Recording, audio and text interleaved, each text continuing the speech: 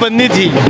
27 साल का वनवास है हमारा आशा जी, और इस वनवास के बाद जब ये खुशी मिली है और सभी 6 नेता हार गए, केजरीवाल, मनीष सिसोदिया, अतिशी, सौरभ भारद्वाज, दुर्गेश पाठक और सत्येंद्र जैन भी, तो सब हार है। ये दिल्ली की जनता ने एक बहुत बड़ी जीत भाजपा को दी है, और ये बड़ी जीत बड़े विश्वास के साथ दी है। हम दिल्ली की जनता को बहुत आगे और बहुत सुविधा जो हमने कमिट किया है वो करके देंगे। दिल्ली की जनता अब जो है वो ये इंतजार कर रही है कि सीएम चेहरा जो है वो कौन होने वाला है। दिल्ली का हर कार्यकर्ता, भाजपा का हर कार्यकर्ता सीएम चेहरा है। जिसको संगठन कह देगा कि ये सीएम बनेगा, अगले दिन वो सीएम बन सकता है। इसलिए आपने पीछे के चुनाव में भी देखा, राज्यों के चुनाव में कोई भी सीएम बन जाता है। तो ये भारतीय जनता पार्टी है, किसी के पिताजी की जायदाद नहीं है कि सीएम उसका बेटा ही बनेगा। इसलिए कोई भी सीएम बनेगा और देश आगे बढ़ेगा। कांग्रेस कहीं ना कहीं पूरी तरह से इस वक्त इस बार जो है वो मैदान में थी पूरे जोरों शोरों से, और ये था कि इस बार जो है वो खाता खोलेगी, क्योंकि पिछली 2 बार के जो नतीजे आए थे उनको देखते हुए इस बार उम्मीद की जा रही थी, और सुबह तक रुझान एक सीट पे दिखाए जा रहे थे, लेकिन बिल्कुल मामला फिर से पस्त हो गया। यहाँ क्या हुआ? बादली में कौन जीता? बादली में कौन जीता? बादली में भी जो है वो फिर से बीजेपी आई। देखिए, मैं बता रहा था कि खुद कांग्रेस के अध्यक्ष हार गए, और वही कांग्रेस के अध्यक्ष जब भाजपा में आ गए अमरिंदर सिंह लवली तो जीत गए। यही भाजपा का है, जो भाजपा में रहेगा वो जीतेगा, बाकी सब हारेंगे। अब कहीं ना कहीं जनता के मन में ये सवाल भी है कि बीजेपी को मौका तो दे दिया है, लेकिन जो वादे किए गए हैं पूरे होंगे? सब पूरे होंगे। मैं आपके चैनल के माध्यम से जनता के हर व्यक्ति को ये कहना चाहता हूँ कि उनके किए हुए वादे, उनको जो आशा है भारतीय जनता पार्टी से, वो पूरी होगी। दिन से कहा था भारतीय जनता पार्टी 2025 में सरकार बनाएगी।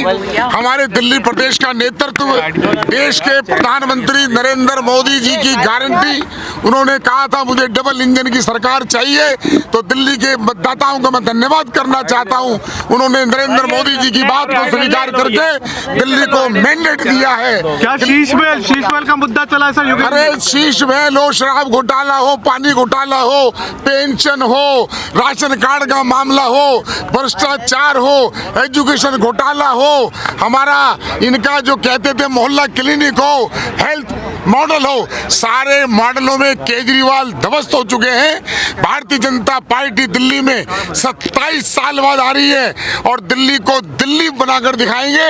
और केजरीवाल का अब तिहाड़ जाना निश्चित है।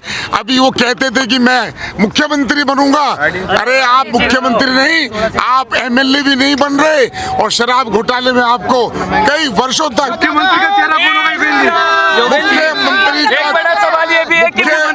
कौन होगा? मुख्यमंत्री का चेहरा भारतीय जनता पार्टी का एक कार्यकर्ता, जिसको हाईकमान तय करेगा, जिसको विधायक तय करेंगे, वो मुख्यमंत्री का चेहरा होगा। क्या मतलब वनवास वाकई में खत्म हुआ बीजेपी का? वनवास खत्म हो गया, राम भक्तों की सरकार आ गई। आप सबको बधाई, राम भक्तों की सरकार आ गई। जय श्री राम। केजरीवाल हवा में उड़ जाएंगे, जहां राम का नहीं वो किसी काम का नहीं। ये देश राम का है, ये देश कृष्ण का है, ये राम भक्तों की सरकार आई है। और दिल्ली का रुका हुआ विकास, दिल्ली का बेड़ा गर्क करने वाले केजरीवाल अभी हटने वाले हैं, हवा में उड़ चुके हैं। जय श्री राम। पूरा क्रैकर्स का वो लेके चल रही है, इतनी खुशी नहीं है, दिल्ली वालों की खुशी है। आपदा से छुटकारा पाने की खुशी है ये हमारे। 27 साल का वनवास कहीं ना कहीं बीजेपी का आज मानते हैं खत्म हुआ। आज केजरीवाल का घमंड टूटा है, घमंड। केजरीवाल को समझना चाहिए कि ये जनता है, बेवकूफ नहीं है। केजरीवाल को ये लगता था कि दिल्ली की जनता को बरगला लेगा, लेकिन जनता ने मोदी जी के गारंटी में भरोसा जताया है।